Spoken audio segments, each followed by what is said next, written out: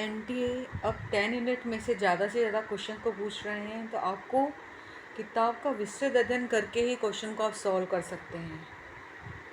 तो आज हम उर्दू का फर्स्ट चैप्टर देखेंगे। इसके कुल 7 भागों में विभक्त है, जो हैं भूतेई, पारिवारिक पृष्ठभूमि, मुर्दैया तथा स्कूली जीवन। थर्ड है अकाल में अंधविश्वास। फोर्थ है मुर्दैया के सिद्ध, गिद्ध तथा लोक जीवन। पांचवा है भूतनिया नागिन। छठा है चलें बुद्ध की राह। सातवां है आजमगढ़ में फक्काशी। तो आज हम भूतही पारिवारिक पृष्ठभूमि, इसका हम विस्तृत अध्ययन करेंगे। शुरुआत यदि दादा से ही करूं, तो पिताजी के अनुसार उन्हें एक प्रेत ने मार पीट कर, लाठियों से पीट पीट कर मार डाला था। अपने 5 भाइयों में पिताजी सबसे छोटे थे। घर में सभी का कहना था कि दादाजी, जिनका नाम जूठन था, दादाजी कौन है? जिनका नाम क्या है? जूठन। गांव से थोड़ा सा दूर झाड़ियों वाले टिल्ले के पास छोटे से खेत में मटर की फसल को देर रात जानवरों से बचाने के उद्देश्य से गए थे। अब दादाजी क्यों गए थे? दादाजी खेत में गए थे मटर की फसल को जानवरों के बचाने के उद्देश्य से, जानवरों से। मटर के खेत में उन्हें फली खाता एक शाही नामक जानवर दिखाई दिया। कौन सा नामक जानवर? शाही। क्योंकि रात उजाली थी, दादाजी ने अपनी लाठी से शाही पर हमला बोल दिया। लाठी लगते ही शाही रौद्र रूप धारण करते हुए अपने लंबे लंबे कटीले रोंगटों को फैलाकर अंतर ध्यान हो गया। घर वालों के अनुसार वह शाही नहीं बल्कि उस क्षेत्र का भूत था। इस प्रकरण के बाद दादाजी खेत से डरकर तुरंत घर आ गए और इस भूत का किस्सा सारे गांव में फैल गया। डरकर हर किसी ने उधर जाना बंद कर दिया। सभी कहने लगे कि भूत बदला अवश्य लेगा।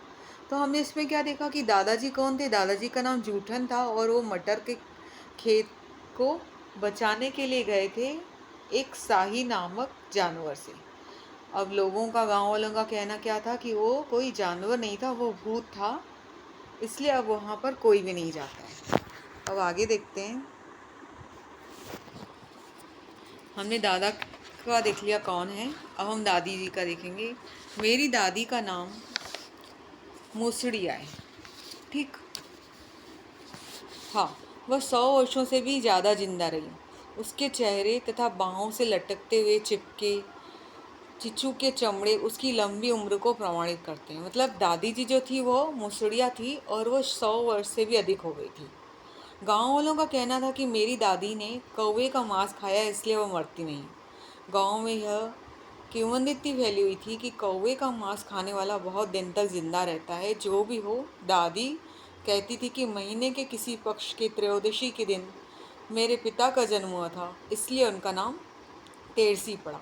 अब दादी जी क्या कहती थी कि उनके पिताजी का नाम, मतलब तुलसीराम जी के जो पिताजी, उनका नाम क्या था? तेरसी पड़ा, क्योंकि वो किसी महीने के पक्ष में त्रयोदशी के दिन पैदा हुए थे। और दादी का नाम क्या था? मुसड़िया था। वह 100 वर्ष से अधिक जीवित थी। इसमें हमने अब ये देखा। और इसके बाद देखते हैं। मेरी माता का नाम धीरजा था। मेरे पिताजी को मछली मारने में महारत हासिल थी। वे किसी भी जल स्रोत से बड़ी आसानी से मछलियां मार लाते थे।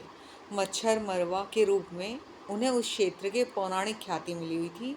लोग कहीं भी मछली मारने जाते पिताजी से प्रार्थना करते थे कि साथ चलकर वह पानी छू भर दें, बस मछली सबको मिल जाएगी। अब उनकी माता का नाम क्या था? मेरी माता का नाम धीरजा था। ठीक, अब हमने इसमें देखा कि उनके पिता को लोग मछुआ के नाम से भी जानते थे। मतलब फैला हुआ था कि उनके पिता को लोग मच्छरवा कहकर पुकारते थे। मच्छर मरवा। आगे देखते हैं। माँ ने यह भी बताया कि उसके कई बच्चे पहले पैदा हुए। मतलब तुलसीराम के पहले उनके बहुत सारे बच्चे पैदा हुए थे और थोड़े थोड़े बड़े होकर सब मरते चले गए। इसलिए जब मैं पैदा हुआ तो पिताजी ने मुझे अपनी गोद में लेकर गांव से करीब 1.5 किलोमीटर दूर एक शिव मंदिर में, जिसे शेरपुर कुटी कहते हैं, पहुँचे और मंदिर के महंत बाबा हरिहर दास से आशीर्वाद देने के लिए विनती की। बाबा हरिहर दास बड़े उदार पुरुष थे। उन्होंने मुझे जीवित रहने का आशीर्वाद देते हुए मेरा नाम तुलसी राम रखा। बाबा का कहना था कि तुलसीदास राम भक्त थे, अतः यह लड़का भी बड़ा होकर तुलसी राम के रूप में राम भक्त होगा। मुझे जीवित रखने की प्रक्रिया में पिताजी स्वयं एक कट्टर शिव भक्त हो गए। उन्होंने घर के पास एक नया पीपल का पेड़ लगाया और उसकी पूजा शुरू कर दी। शनिवार के दिन वे पीपल पर जल चढ़ाते थे, शाम को घी का दिया जलाते थे। वे शिव की प्रार्थना में जो कुछ भी बोलते थे उसे सुनकर ऐसा लगता था कि मानो वे किसी से लगातार रो रो कर बात कर रहे हों। पिताजी के अनुसार जैसे जैसे पीपल का पेड़ बढ़ता गया वैसे वैसे मैं भी बढ़ता गया। इस बीच उस जर्जर बुढ़िया दादी का लगाव भी मुझसे बढ़ता गया। और वो बता रहे हैं कि उनके माता के बहुत से बच्चे पैदा हुए थे, पर वो थोड़े थोड़े जीवित रह के मर गए। जब वे पैदा हुए तो उनके पिताजी ने शिवजी के जो हरिवर दास थे, वहाँ के जो गुरुजी थे, उनसे आशीर्वाद लिया था और तब वे पैदा हुए थे और उनका नाम क्या रखा था? तुलसी राम रखा था। ठीक, नेक्स्ट देखते हैं। जब मैं 3 साल का हुआ तो गांव में चेचक की महामारी आई। मेरे ऊपर उसका गहरा प्रकोप पड़ा। चेचक से भी मैं मरणासन हो गया। घर में स्थानीय ग्रामीण देवी देवताओं की पूजा शुरू हो गई। उस समय गांव में दलित के अनुसार देवी देवता होते थे, जिसकी पूजा स्वर्ण नहीं करते थे। हमारे गांव में भी चमरिया माई और डीह बाबा दो ऐसे ही देवता थे जिनकी पूजा दलित करते थे। इन दोनों को सूअर तथा बकरे की बलि दी जाती थी। बलि के अलावा इन्हें हलवा, सोहरी, धार तथा पुजोरा भी चढ़ाया जाता था। 1 लोटा पानी में कुछ जायफल, छुआरा, लौंग आदि मिला दिया जाता था, जिसे धार कहते थे। 1 मुट्ठी जौ का आटा पुजोरा कहलाता था। ठीक, जब वो 3 साल के हुए तो उनको एक चेचक की बीमारी हो गई थी और जिससे वो मरणासन की हालत में हो गए थे। तब उस समय गांव के दलित जो थे, उनके अलग देवी देवता होते थे।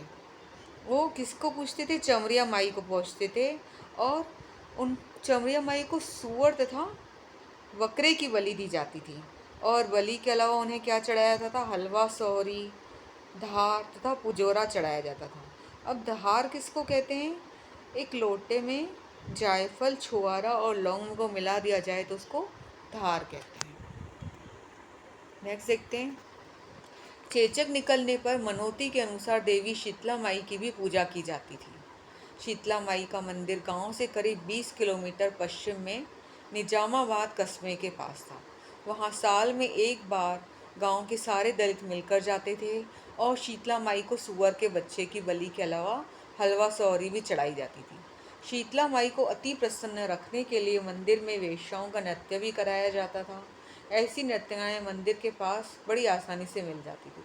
अब चेचक निकलने के बाद क्या करना होता था कि शीतला माता के मंदिर भी जाना पड़ता था और उनको सूअर की बलि दी जाती थी और उनको हलवा, सोहरी भी चढ़ाई जाती थी और वहाँ पर वेश्याओं का नृत्य भी कराया जाता था। आगे देखते हैं। मेरे गांव में मेरे अलावा कई अन्य व्यक्ति भी अपशकुन की श्रेणी में आते हैं। अब जो तुलसी थे तो वो तो अपशकुन की श्रेणी में आते ही थे, उनके अलावा और भी लोग थे जो अपशकुन की श्रेणी में आते थे। एक थे करीब 80 वर्ष के बूढ़े ब्राह्मण जंगू पांडे। कौन थे ये? जंगू पांडे ब्राह्मण। वे जीवन प्रयत कुंवारे रह गए थे। उनका अपना कोई भी नहीं था। शाम के समय वे अक्सर घूमते हुए दलित बस्ती में आ जाते थे। उनके आते ही विभिन्न परिवारों में खलबली मच जाती थी। नई नई बहुओं को लोग घर के अंदर ही रहने के लिए हिदायत देते थे। लोगों का मानना था कि जंगू पांडे की निगाह पहले पढ़ते ही बहुओं का अनिष्ट हो जाएगा। मतलब जो जंगू पांडे थे वो क्या थे? अपशकुन थे। अपशकुन माना जाता था और गांव वाले अपनी बहुओं को उनसे बचा के रखते थे। नेक्स्ट है। इसी तरह गांव की एक अन्य बुढ़िया ब्राह्मणी थी जिसका नाम किसी को भी मालूम नहीं था। वह सिर्फ पंडिताइन के रूप में जाना जाती थी। पंडिताइन निर्वंश विधवा थी। एक और अपशकुन जिसको माना जाता था वो कौन थी? ब्राह्मणी थी, और जिसका नाम था, जिसको पंडिताइन के रूप में जानते थे, उसका नाम किसी को भी नहीं पता था। नेक्स्ट देखते हैं, अपने 5 भाइयों में मेरे पिताजी सबसे छोटे थे। सभी का एक संयुक्त परिवार था जिसमें छोटे बड़े लगभग 50 व्यक्ति एक साथ रहते थे। पिताजी के बीच वाले भाई, जो वरीयता क्रम में तीसरे नंबर पर थे, अत्यंत क्रोधी एवं क्रूर पुरुष थे। अकारण कोई भी व्यक्ति उनकी भद्दी गालियों का शिकार बन जाता। उनके 2 बेटे एकदम उन्हीं जैसे क्रूर थे। वे सभी मुझे अक्सर कनवा कनवा कहकर पुकारते थे। अब 5 भाइयों में पिताजी सबसे छोटे थे, सब संयुक्त परिवार में रहते थे। उनका जो एक भाई था तीसरे नंबर पर, वो बहुत क्या था, क्रोधी था, बहुत गुस्से वाला था, और सबको वो गाली देते रहते थे। उनके जो 2 बेटे थे वो भी वैसे ही थे उनके जैसे, और वो तुलसी को क्या कह के पुकारते थे? कनवा कनवा। नेक्स्ट है कि मेरे दादा परदादा गांव के ब्राह्मण जमींदारों के खेतों पर बंधुआ मजबूर थे। जो उनके दादा थे और परदादा थे वो गांव के ब्राह्मण जमींदारों के यहाँ थे, बंधुआ मजदूर थे। ठीक, उन जमींदारों ने ही कुछ खेत उन्हें दे दिए थे। गांव के अन्य दलित भी उन्हीं जमींदारों के यहाँ हलवाई का काम करते थे, हरवाही, हल चलाने का। यह हरवाही पुश्त दर पुश्त चली आ रही थी, मतलब काफ़ी समय से यही काम चला जा रहा था। मेरे परिवार में पिताजी के अन्य चारों बड़े भाई हरवाही नहीं करते थे, क्योंकि उनके बड़े बड़े कई बेटे थे, जिनमें से 5 आसनसोल की कोयला खदानें, कलकत्ता की जूट मिलें एवं लोहों के कारखाने में काम करते थे। मतलब पिताजी के अलावा कोई भी इनके यहाँ काम नहीं करता था, सबकी जूट मिलें थी, उसमें काम करते थे ये लोग, खदानें थी। किंतु मेरे पिताजी को खानदानी हरवाई से कभी मुक्ति नहीं मिली। वे अक्सर कहा करते थे कि यदि हरवाई छोड़ दूंगा तो ब्रह्म हत्या का पाप लगेगा। अत्यंत धर्मांध होने के कारण वे हरवाही को अपना जन्मसिद्ध अधिकार एवं पवित्र कार्य समझते थे। मेरी माँ का भी उनके साथ मजदूरी करती थी। हमारा संयुक्त परिवार एक अजायब घर की तरह था। मतलब जो उनके भाई थे, उनके पिताजी के भाई, वो हरवाही का काम नहीं करते थे, सिर्फ वो तुलसी राम के पिता ही हरवाही का काम करते थे, और उनकी माँ भी उनके साथ मजदूरी करती थी। इसलिए इनका जो परिवार था वो क्या कहलाता था? अजायब घर। क्योंकि उनके बड़े जो दूसरे चाचा थे वो लोग तो ये काम नहीं करते थे, वो कारखाने में काम करते थे, कोयले की खदानों में काम करते थे, जूट मिलों में, लोहे की खदानों, कारखानों में काम करते थे। नेक्स्ट देखते हैं, पिताजी के दूसरे नंबर वाले भाई का नाम मुनेश्वर था। अब पिताजी के जो दूसरे नंबर के भाई हैं वो कौन है? मुनेश्वर। तथा तीसरे वाली वही गुस्सेल नगर। ये दोनों उत्तर प्रदेश में प्रसिद्ध शिव नारायण पंथ के धर्मगुरु थे। दोनों ही किसको मानते थे? शिव नारायण पंथ के। इन दोनों गुरुओं के दर्जनों अलग अलग चेले थे, जो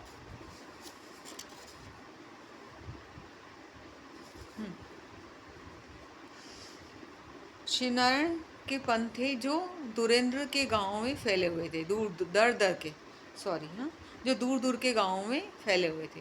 संयोगवश अपने गांव का कोई भी व्यक्ति इनका चेला नहीं था। मुनेश्वर चाचा कलकत्ता के एक जूट मिल में नौकरी करते हैं। मुनेश्वर चाचा कौन थे? उनके दूसरे नंबर के भाई थे, वो जूट मिल में काम करते थे। उनके दर्जनों चेले भी वहाँ थे। वे मूलतः उत्तर प्रदेश के ही थे। शिवनारायण पंथ के ये चेले जब भी अपने गुरु से मिलते थे तो उनके नमस्कार करने का एक विचित्र तरीका होता था। वे सिर पर पहले पगड़ी बांधते थे, फिर गुरु के सामने घुटना मोड़कर उकड़कर बैठ जाते थे, फिर दोनों हाथ एक साथ सटा हुआ फैलाकर गुरु के पैरों पर रख देते थे। वे अपने सिर को दाएं बाएं योगिक मुद्रा में घुमाने के बाद पैरों पर ही झुककर जोर से बोलते थे, बंदगी साहेब। ठीक, तो इनके यहाँ जो नमस्कार करने का जो प्रथा थी वो अलग थी, कि एक सिर पर पहले पगड़ी बांधते थे, फिर गुरु के सामने घुटना मोड़कर उकड़कर बैठ जाते थे, और फिर दोनों हाथ एक साथ सटा हुआ फैलाकर गुरु के पैरों पर रख देते थे, और अपने सिर को दाएं बाएं योगिक मुद्रा के घुमाने के बाद बोलते थे, बंदगी साहिब। आगे देखते हैं, पिताजी के चौथे बड़े भाई का नाम मुन्नर था। ठीक, एक था मुनेश्वर, एक था नगर, और एक कौन है? मुन्नर। वे चौधरी चाचाएं दोनों शिवनारायण पंथी गुरु चाचाओं से बिल्कुल भिन्न थे। एक समन्वयवादी किस्म के व्यक्ति थे। इसी विशेषता के कारण उन्हें परिवार का मालिक बनाया था। वो कैसे थे? वो समन्वयवादी थे। घर में जो कुछ भी संपदा थी उनका वे हिसाब किताब रखते थे। मुन्नर चाचा भूत पिशाच में बहुत विश्वास करते थे। दादी की 13 चमरिया माई के भक्त थे। साल में गर्मी के दिनों में गांव भर के दलित मिलकर चमरिया माई तथा हीड़ बाबा की पूजैया करते थे। यह पूजैया आम पूजा से भिन्न होती थी। जो चौथे नंबर के भाई थे वो कौन थे? मुन्नर।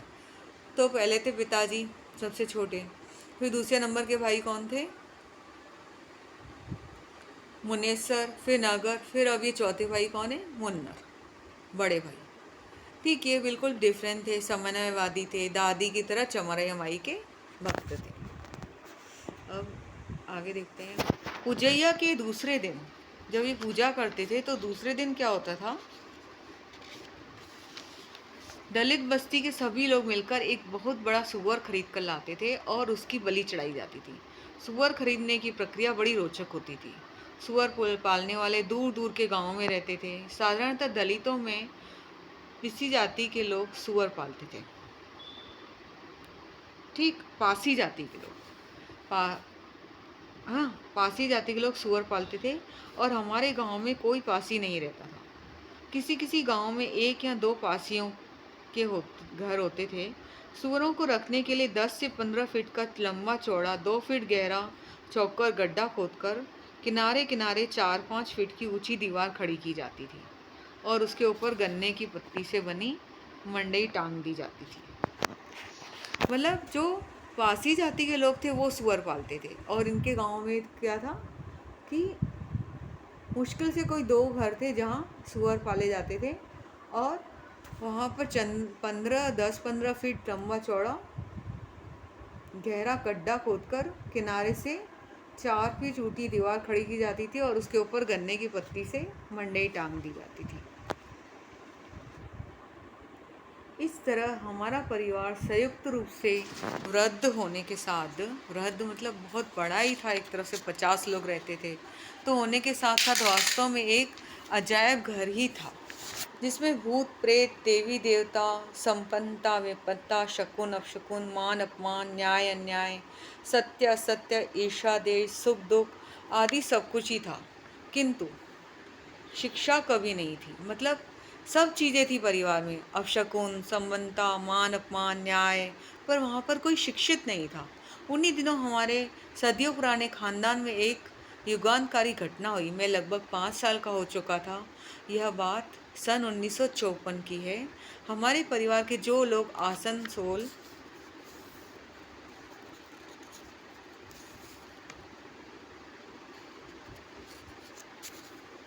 और कलकत्ता के खानों और मिलों में काम करते हैं, कभी कभी पोस्ट कार्ड पर चिट्ठियां भेजा करते थे। हमारी दलित बस्ती में कोई पढ़ा लिखा नहीं था। गांव के ब्राह्मण ही पढ़े लिखे थे। वे अक्सर दलितों की चिट्ठियां पढ़ाने में आनाकानी करते थे तथा पढ़ने के पहले अपमानजनक बातें सुनाते थे। इस व्यवहार से उबकर घर वालों की कृपा दृष्टि सबसे छोटा बालक होने के कारण मेरे ऊपर पड़ी। परिणाम स्वरूप पूर्वोक्त शिव मंदिर के पास स्थित प्राइमरी स्कूल में मुझे चिट्ठी पढ़ने लायक बनाने के उद्देश्य से भेजा गया। मतलब पहले ये लोग ब्राह्मणों से चिट्ठी पढ़वाते थे, पर ब्राह्मण लोग बहुत आनाकानी करते थे, मतलब मना करते थे पढ़ने के लिए और अपमानजनक बातें कहते थे। इसलिए सबकी घर में सबसे छोटा होने के कारण सबकी दृष्टि मेरे ऊपर पड़ी और उन्होंने मुझे प्राइमरी स्कूल में भेजा। कहाँ पर? शिव मंदिर के पास में, और जहाँ पे मैं चिट्ठी पढ़ सकूँ।